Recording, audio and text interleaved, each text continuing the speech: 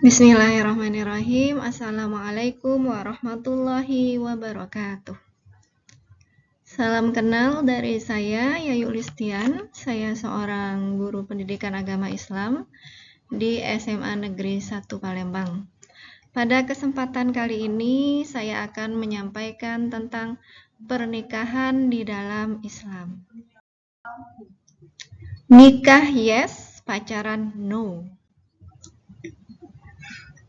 Dalam bab pernikahan dalam Islam, saya akan menyampaikan tentang definisinya, hukum nikah, rukun nikah, mahram, talak, rujuk dan iddah, prinsip-prinsip nikah, beserta hikmah nikah.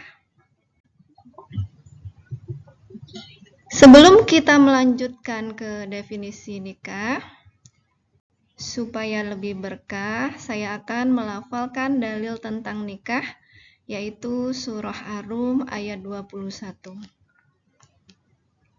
A'udzu billahi minasyaitonir rajim. Bismillahirrahmanirrahim. Wa min ayatihi an khalaqalakum min anfusikum azwaja litaskunu ilaiha wa ja'ala bainakum mawaddatan wa rahmah. Inna fi dzalika laayatil liqaumi yatafakkarun. Yang artinya, dan di antara tanda-tanda kekuasaannya ialah Dia menciptakan untukmu istri-istri dari jenismu sendiri, supaya kamu cenderung dan merasa tentram kepadanya, dan dijadikannya kamu berkasih dan sayang. Sesungguhnya pada yang demikian itu benar-benar terdapat tanda-tanda kekuasaan Allah bagi kaum yang berfikir. Selanjutnya, apa itu nikah? Pernikahan atau nikah berasal dari bahasa Arab yaitu an-nikah. Artinya himpunan atau ad-dammu, kumpulan atau al-jam'u, atau hubungan intim, al-wata'u. Nikah secara syar'i adalah akad yang membolehkan hubungan intim dengan menggunakan kata ankahtuka, menikahkan, dan zawajtuka, mengawinkan, atau terjemah keduanya, menikahkan dan mengawinkan. Adapun menurut Undang-Undang Nomor 1 Tahun 1974, perkawinan adalah ikatan lahir dan batin antara seorang wanita dengan seorang pria sebagai suami dan istri, dengan tujuan membentuk keluarga yang bahagia dan kekal berdasarkan ketuhanan yang Maha Esa. Bagaimana hukum pernikahan itu? Nah, hukum asal nikah itu adalah mubah atau boleh. Kemudian hukum mubah itu berubah menjadi wajib jika seseorang sudah mampu menikah secara lahir dan batin dan takut terjerumus kepada zina, maka hukumnya adalah wajib. Dan hukum nikah menjadi sunnah ketika seseorang mampu menikah dan mampu mengendalikan nafsunya. Ya, berarti dia masih bisa mengendalikan dirinya dari zina, sehingga hukum nikah baginya adalah sunnah.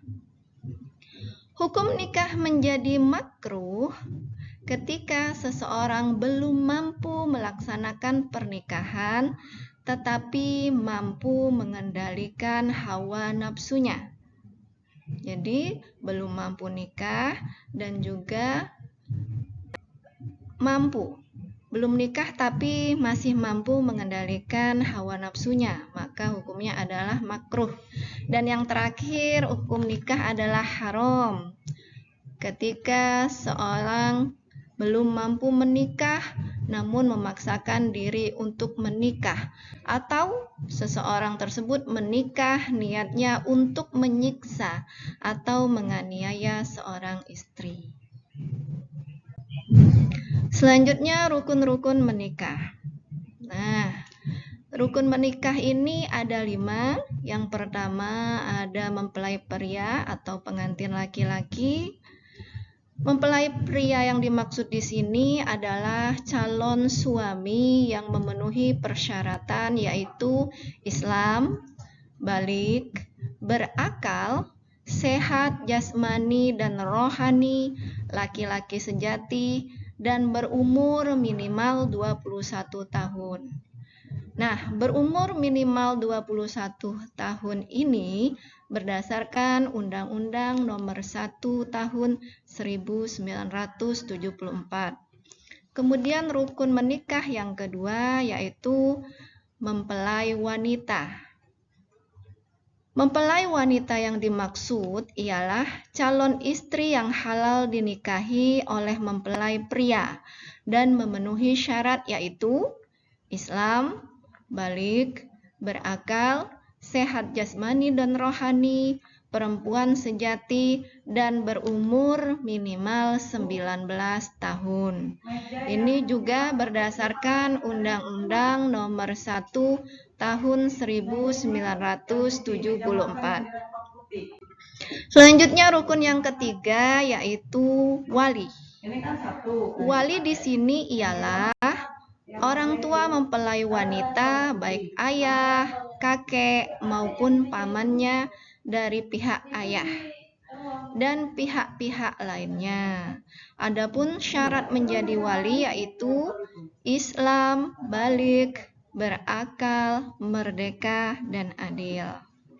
Selanjutnya rukun menikah yang keempat yaitu adanya 2 orang saksi. Dan 2 orang saksi ini harus memenuhi syarat yaitu adil dan terpercaya. Dan yang terakhir adalah sigot. Sigot di sini meliputi ijab dan qabul yang diucapkan antara wali atau perwakilannya dengan mempelai pria. Jadi rukun menikah ada 5 yaitu calon pengantin laki-laki, calon pengantin perempuan, wali, 2 orang saksi, dan ijab qabul atau sigot. Selanjutnya, mahram. Apa itu mahram? Mahram adalah perempuan atau laki-laki yang masih termasuk sanak saudara dekat, sehingga tidak boleh menikah di antara keduanya. Hubungan mahram dapat terjadi karena 3 sebab, yakni karena keturunan, sesusuan, dan hubungan perkawinan. Di dalam surah An-Nisa ayat 23, Allah berfirman yang artinya, diharamkan atas kamu menikahi ibu-ibumu, anak-anakmu yang perempuan, saudara-saudaramu yang perempuan, saudara-saudara ayahmu yang perempuan, saudara-saudara ibumu yang perempuan, anak-anak perempuan dari saudara-saudaramu yang laki-laki, anak-anak perempuan dari saudara-saudaramu yang perempuan, ibu-ibumu yang menyusui kamu, saudara-saudara perempuanmu sesusuan, ibu-ibu istrimu atau mertua, anak perempuan dari istrimu atau anak tiri, yang dalam pemeliharaanmu dari istri yang telah kamu campuri. Tetapi jika kamu belum campur dengan istrimu itu dan sudah kamu ceraikan, maka tidak berdosa kamu menikahinya. Dan diharamkan bagimu istri-istri anak kandungmu, menantu, dan diharamkan mengumpulkan dalam pernikahan perempuan yang bersaudara, kecuali yang telah terjadi pada masa lampau. Sungguh Allah Maha Pengampun, Maha Penyayang. Dan juga disebutkan di dalam surah An-Nisa ayat 24 yang artinya, dan diharamkan juga kamu menikahi perempuan yang bersuami, kecuali hamba sahaya perempuan tawanan perang yang kamu miliki, sebagai ketetapan Allah atas kamu. Dan dihalalkan bagimu selain perempuan-perempuan yang demikian itu, jika kamu berusaha dengan hartamu untuk menikahinya, bukan untuk berzina. Maka karena kenikmatan yang telah kamu dapatkan dari mereka, berikanlah mas kawinnya kepada mereka sebagai suatu kewajiban. Tetapi tidak mengapa jika ternyata di antara kamu telah saling merelakannya setelah ditetapkan. Sungguh Allah Maha Mengetahui, Maha Bijaksana. Selanjutnya, macam-macam mahram. Macam-macam mahram ini terbagi menjadi dua, mahram mu'abadah dan mahram mu'aqqatah. Mahram mu'abadah terjadi dengan beberapa sebab, yakni kekerabatan, karena hubungan pemantuan atau musaharoh dan sesusuan. Kemudian mahram mu'aqqatah atau semantara, mu'aqqatah ya kalau bahasa Arab, qat'un, adalah perempuan-perempuan yang haram dinikahi karena sebab tertentu. Ini rincian mahram mu'abadah. Yang pertama, kekerabatan. Kalau dari segi perempuan yaitu ibu, anak perempuan, saudara perempuan, keponakan dari saudara laki-laki, keponakan dari saudara perempuan, bibi dari ayah, dan bibi dari ibu. Adapun mahram mu'abadah dari bagian laki-laki yaitu ayah, anak laki-laki, saudara laki-laki, keponakan dari saudara laki-laki, keponakan dari saudara perempuan, paman dari ayah, dan paman dari ibu. Selanjutnya mahram mu'abadah dari segi permantuan atau menantu, yaitu istri ayah, istri anak laki-laki, ibunya istri atau mertua, anak perempuannya istri atau anak tiri. Tidak boleh dinikahi ya. Selanjutnya mahram karena persusuan, yaitu ibu yang menyusui dua saudara perempuan. Ibu yang menyusui dua saudara perempuan sesusuan, 3 saudara laki-laki sesusuan, 4 anak perempuan saudara perempuan sesusuan, 5 bibi susuan, 6 saudara susuan, dan 7 anak perempuan susuan. Selanjutnya mahram mu'aqqatah, yaitu terdiri dari adik atau kakak ipar, kemudian bibi istri, kemudian perempuan yang kelima. Jadi 4 saja ya yang dibolehkan dinikahi oleh seorang laki-laki muslim, batasnya hanya 4, nggak boleh lebih dari 4. Kalau lebih dari 4 disebut mahram mu'aqqatah. Kemudian perempuan musyrik yang menyembah berhala, perempuan bersuami, perempuan yang masih menjalani masa iddah, perempuan yang telah ditalak 3.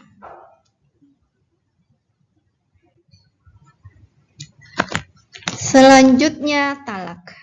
Talak adalah cerai. Bagaimana perceraian dalam Islam? Cerai dalam Islam adalah melepaskan status ikatan perkawinan atau putusnya hubungan pernikahan antara suami dan istri. Islam mengizinkan perceraian, tetapi Allah Subhanahu wa Ta'ala membencinya. Abghadul halali indallahi at-talaq. Perbuatan yang halal tapi dibenci oleh Allah adalah talak atau bercerai. Bercerai adalah pilihan terakhir bagi pasangan suami istri ketika memang tidak ada jalan, tidak ada lagi jalan keluar lainnya. Di dalam Al-Baqarah ayat 227 Allah berfirman, wa in azamut talaqa fa innallaha sami'un alim. Artinya, dan jika mereka berketetapan hati hendak menceraikan, maka sungguh Allah Maha mendengar, Maha mengetahui. Selanjutnya jenis-jenis talak. Cerai talak oleh suami ada yang namanya talak raja'i. Raja'i ini berarti raja'a yarji'u, boleh kembali ya. Suami boleh kembali atau rujuk dengan istrinya ketika masih dalam masa iddah. Masa iddah itu berarti masa menunggunya ya. Namun jika masa iddah telah habis, suami tidak boleh rujuk kecuali dengan akad nikah yang baru. Yang kedua itu ada yang namanya talak ba'in. Talak ba'in itu suami baru akan boleh merujuk istrinya kembali jika istrinya telah menikah dengan lelaki lain dan berhubungan dengan suami baru lalu cerai. Dan juga sudah habis masa iddahnya. Namun kalaupun dia sudah menikah dengan suami yang baru, tidak boleh menikah dengan suami yang baru tersebut untuk mempermainkan si lelaki tadi ya. Selanjutnya, talak sunni, yaitu ketika suami mengucapkan cerai talak kepada istrinya yang masih suci dan belum melakukan hubungan suami istri saat masih suci. Jadi belum melakukan hubungan suami istri. Ini talak sunni. Kemudian talak bid'ai. Suami akan menceraikan istrinya dengan beberapa syarat tertentu. Dalam hal ini, jika syarat atau sebab yang ditemukan itu berlaku, maka terjadilah perceraian atau talak. Nah, talak ini yang mengucapkannya adalah suami. Macam-macamnya yaitu yang pertama fasah. Fasah adalah pembatalan pernikahan antara suami istri karena sebab-sebab tertentu. Misal nih, seorang laki-laki muslim, Pak Ahmad, menikah sama mu'allaf, wanita mu'allaf. Ketika telah menikah, si istri beberapa tahun kemudian murtad. Nah, karena sebab murtad tersebut, si suami menceraikan si istri, maka itulah disebut dengan fasah. Kemudian khulu. Khulu adalah perceraian yang dijatuhkan suami kepada istri atas permintaan istri dengan cara mengembalikan mas kawin kepada suaminya jika memang diperlukan ya. Jadi ini istri yang meminta suami mentalaknya, disebut khulu. Kemudian li'an. Li'an adalah sumpah suami yang menuduh istrinya berzina dan suami tidak dapat membuktikannya dengan 4 orang saksi. Jadi suami tidak dapat mendatangkan 4 orang saksi sehingga si suami mengatakan laknat Allah atasku jika aku berdusta. Ini li'an ya. Jadi si suami menuduh si istri, maka sudah terjatuhlah talak. Selanjutnya ila. Ila adalah sumpah suami yang mengatakan bahwa ia tidak akan meniduri istrinya selama 4 bulan atau lebih. Bagaimana dia jika melanggar sumpahnya? Maka dia harus membayar kafarat. Selanjutnya zihar. Zihar itu bahasa Indonesianya punggung ya. Apa itu zihar? ucapan suami yang menyerupakan istrinya dengan ibunya, seperti perkataan suami, punggungmu sama dengan punggung ibuku. Jadi pada zaman dahulu orang Arab saking tidak suka dengan istrinya, dia mengibaratkan si istri dengan ibunya. Ibu kan dilarang tuh digauli ya atau dinikahi. Jadi diumpamakannya dengan punggung ibunya kalau dia sudah tidak suka dengan si istrinya tadi. Nah, selanjutnya rujuk. Rujuk kalau di dalam bahasa Indonesia kembali. Roji'a yarji'u bahasa Arab artinya kembali. Ketika suami istri kembali untuk melanjutkan pernikahan, itu disebut dengan rujuk. Bagaimana hukumnya rujuk itu? Yang pertama, hukum rujuk menjadi wajib bagi seorang suami yang harus menyelesaikan hak-hak istrinya atau hak istri atas suami sebelum ia menceraikannya. Apabila belum terlaksana, maka ia wajib merujuk kembali istrinya. Misal, istri yang kedua atau istri yang ketiga ya, meminta cerai kepada suaminya dengan alasan pembagian jatah waktunya itu supaya disamakan dengan istrinya yang lain. Nah, ketika si suami menyanggupinya, maka rujuk bagi mereka hukumnya adalah wajib. Selanjutnya, hukum rujuk menjadi sunnah apabila rujuk lebih bermanfaat dibanding meneruskan perceraian. Selanjutnya, makruh apabila dimungkinkan dengan meneruskan perceraian lebih bermanfaat dibanding mereka rujuk kembali. Dan yang terakhir, hukum rujuk menjadi haram apabila adanya rujuk si istri semakin merasa menderita. Di dalam surah Al-Baqarah ayat 228 Allah berfirman, wanita-wanita yang ditalak hendaklah menahan diri atau menunggu 3 kali kuruk. Tidak boleh mereka menyembunyikan apa yang diciptakan Allah dalam rahimnya. Jika mereka beriman kepada Allah dan hari akhirat, dan suami-suaminya berhak merujukinya dalam masa menanti itu. Jika mereka para suami itu menghendaki islah. Islah bahasa lainnya adalah perbaikan atau memperbaiki diri. Selanjutnya prinsip-prinsip pernikahan. Dalam pernikahan supaya keluarganya menjadi bahagia dunia akhirat, di antaranya harus berusaha menerapkan 4 prinsip ini, yaitu sakinah, mawaddah, warohmah.